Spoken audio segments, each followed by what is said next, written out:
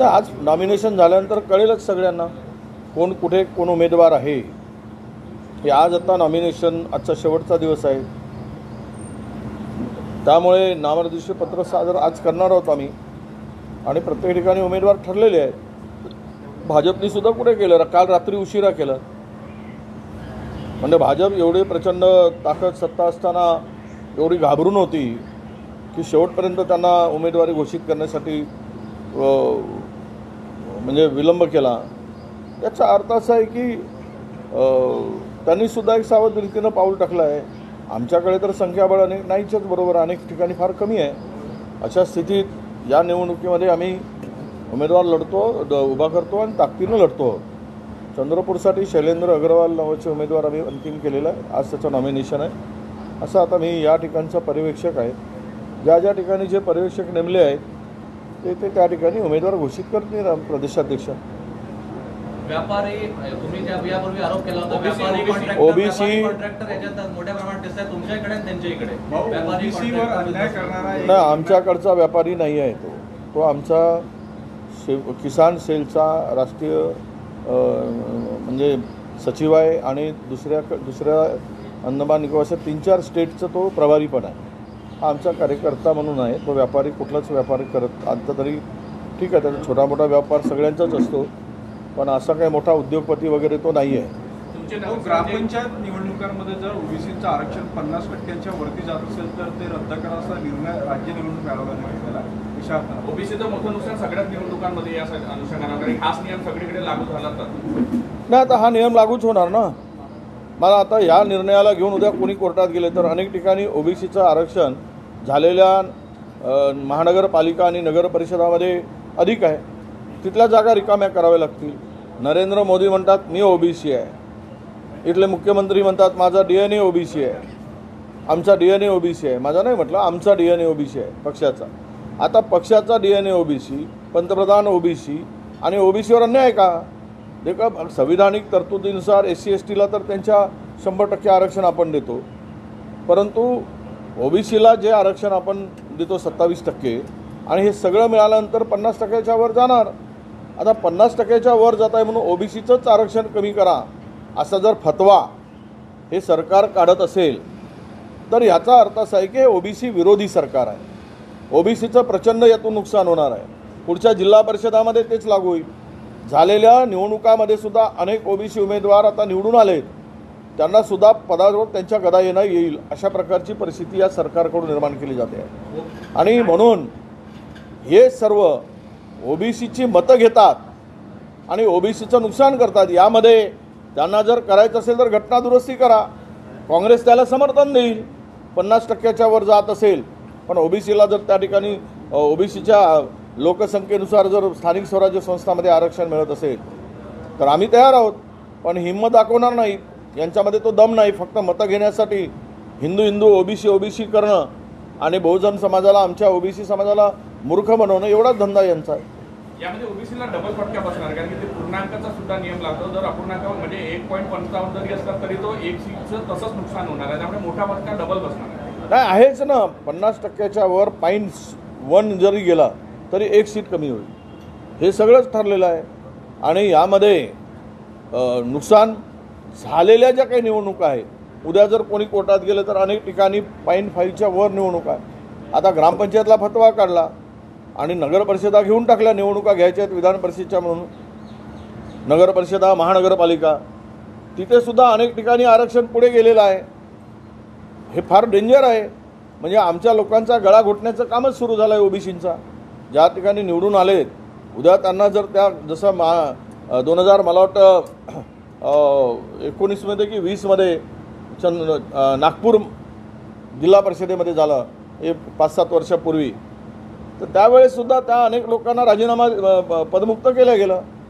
म्हणजे निवडणुकीला उभे राहिले, त्यांनी पैसा खर्च केला आणि त्यांना पदातून मुक्त व्हावं लागलं. अशीच परिस्थिती अनेक ठिकाणी येईल. हे सगळ्या ठिकाणी लागू करावं लागेल. फार वाईट आहे हे, पण हे बेअक्कलपणा आहे हा ग्रामविकास विभागाचा. 50%च्या वर गेल्यावर ओबीसीचं आरक्षण कमी करा. सर्वोच्च न्यायालयात अजून निकाल प्रलंबित आहेत. थापाड्या मारण्याचं काम सरकार करते आहे. मग त्यांना काय लाज वाटत नाही का? लवकरात लवकर निकाल लावून घेतले पाहिजेत. कशाला तारीख पे तारीख मागत आहेत? कमर्शियल एलपीजी की रेट बढ़ा दी है, 42 रुपये की बदले 3100 रुपये तक सिलेंडर मिलेगा कमर्शियल। तो अब कमर्शियल बढ़ जाए कि तो महंगे पे उसका असर होगा, इंडस्ट्री पे इसका असर होगा, होटल्स में जो है उसमें उसका असर होगा। सब होटल्स वाले अपना रेट बढ़ा देंगे, छोटा मोटा व्यवसाय है वो मर जाएगा। तो ये मारने के लिए इसने पहले तैयारी कर चुके हैं। ये जिस तरह से रेट बढ़ा रहे इसका भी बढ़ा देंगे। अभी डोमेस्टिक का भी रेट बढ़ाने वाले हैं। पहले व्यापारी का बढ़ाते फिर वो डोमेस्टिक का बढ़ाते। डीजल पेट्रोल के दाम भी बढ़ने वाले हैं। शेवट आता काही शेवट सुप्रिया सुळेंचे व्याही असलेल्या अरुण लाखानींना भाजपनं उमेदवारी दिलेली आहे। पुन्हा एकदा पाहायला मिळत आहे की पवार कुटुंब राजकारणात कार्यकर्ते आणि पारिवारिक संबंध वेगळे जपतात। नाही त्या पवाराचा काय संबंध आला? म्हणजे पवारांनी उमेदवारी घोषित केली काय? कमाल आहे तुमची।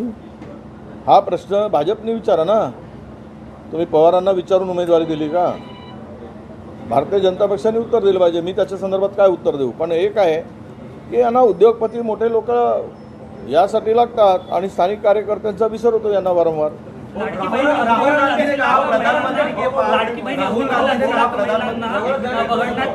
महात्मा गांधीच्या प्रेरणेने सुरू झालेलं गोरख भंडार तुकाराम मुंडेच्या कारवाईच्या आदेशानंतर बंद पडलेले आहे। खरं तर एवढ्या वर्षापासून शेतकऱ्यांचं दूध विकत घेऊन काम करत होती, ती संस्था बंद पाडली।